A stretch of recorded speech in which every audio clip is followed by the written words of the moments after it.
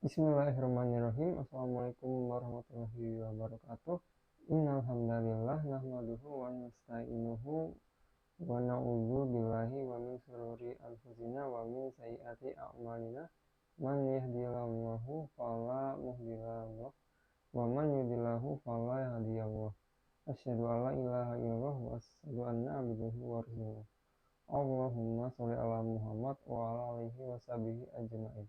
Amma ba'du. Puji dan syukur sama-sama kita panjatkan kehadiran Allah Subhanahu wa Ta'ala atas limpahan nikmat, rahmat, serta karunia-Nya yang diberikan kepada kita sekalian, terutama nikmat iman dan nikmat Islam, nikmat sehat walafiat serta nikmat panjang umur. Sehingga alhamdulillah kita bisa berkumpul di tempat ini yang insya Allah penuh barokah ini. Semoga acara yang dilaksanakan pada hari ini diberikan kelancaran dan senantiasa dalam naungan ridha Allah Subhanahu wa Ta'ala. Salawat dan salam tidak lupa kita mohonkan kehadirat Allah Subhanahu wa Ta'ala semoga tercurah kepada junjungan kita Nabi Muhammad SAW beserta keluarganya, sahabatnya, dan para pengikutnya. Semoga kita yang hadir di tempat ini khususnya akan mendapat syafaat baginda Rasulullah di yaumil kiamah nanti. Amin ya robbal alamin. Hadirin yang dimuliakan Allah Subhanahu wa Ta'ala, sebelumnya saya ingin mengucapkan terima kasih kepada kita semua yang telah menyempatkan diri untuk hadir dalam acara kutum kali ini. Semoga niat kita semua dalam usaha dalam meraih kebaikan dicatat oleh Allah Subhanahu wa Ta'ala sebagai amal ibadah yang akan menjadi bekal apabila kita berpulang ke rahmatullah nanti. Amin. Di sini saya akan menyampaikan kutum mengenai hal yang sering terjadi dalam kehidupan kita dan mampu bermanifestasi menjadi banyak hal serta seringkali kita abaikan baik secara sadar maupun secara tidak sadar mengenai dampak serta akibat yang dapat ditimbulkan dari peristiwa tersebut. Dalam Al-Quran telah dijelaskan bahwa dianjurkan bagi umat muslim untuk menahan amarah dan bersabar.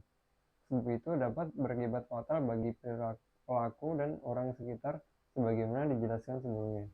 Salah satu surat Al-Quran yang memerintahkan kita untuk menahan amarah dan bersabar adalah surat Ali Imran ayat 134 yang memiliki arti yaitu orang yang berinfak baik di waktu lapang maupun sempit dan orang yang menahan amarahnya dan memaafkan kesalahan orang lain dan Allah mencintai orang yang berbuat kebaikan. Ayat tersebut merupakan kelanjutan dari ayat sebelumnya, ayat 133 yang menyebutkan tentang surga seluas langit dan bumi yang Allah Subhanahu wa Ta'ala sediakan bagi orang-orang yang bertakwa. Maka sangat luar biasa apabila kita dapat menahan amarah dan memilih jalan untuk bersabar karena kemuliaan yang kita dapatkan dengan bersabar akan jauh lebih besar daripada mengutamakan amarah untuk merespon suatu hal karena cara tersebut kurang baik. Hal ini sangat relate dengan kehidupan kita sehari-hari.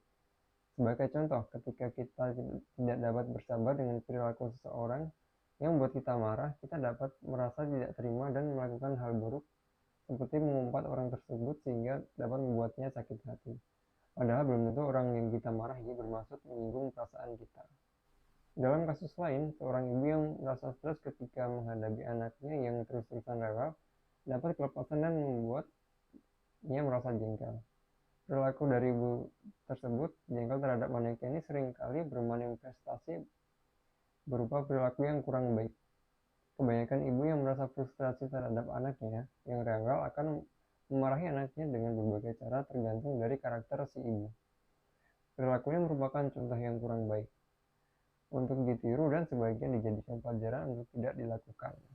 Untuk itu, sebagai manusia kita memang perlu menyadari bahwa batasan-batasan yang ada pada diri kita seperti halnya emosi, manusia memiliki batas kesabaran tertentu dalam menghadapi suatu hal yang tidak nyaman bagi dirinya. Kemampuan untuk bersabar sangat penting untuk dimiliki sehingga kita tidak akan melakukan perilaku yang kurang baik. Ketika marah terhadap suatu hal, namun yang tak kalah penting dan perlu untuk diingat adalah bagaimana cara kita mengelola emosi kita secara sehat sehingga meminimalisir terjadinya letupan-letupan emosional yang kurang perlu dan dapat menjerumuskan kita ke dalam hal yang kurang baik.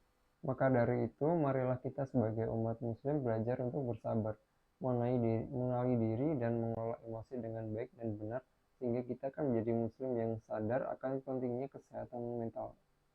Kesehatan mental adalah bagian dari diri kita, sama halnya seperti kesehatan fisik sehingga perlu diperhatikan dan dijaga.